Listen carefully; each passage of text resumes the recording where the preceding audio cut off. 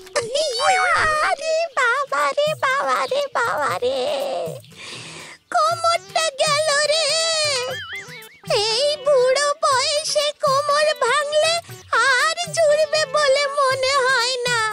ওরে বাবা রে, ইস, সারা গায়েও গোবর লেগে গেছে।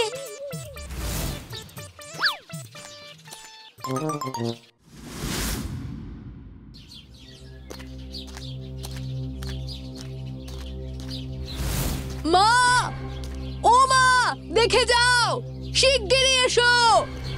এ কি মাসিমা, এ কি অবস্থা হয়েছে আপনার? এত গোবর মেখেছেন কেন? আর এইরকম তাপি মারা ছেঁড়া শাড়ি পরে বেরিয়েছেন কেন?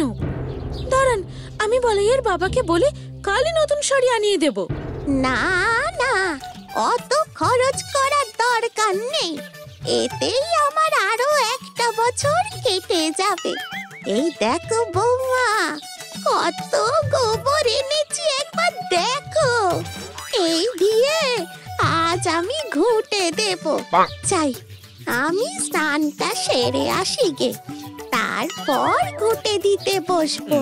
বলাই, তুইও থাকবি, পালাবি না কিন্তু।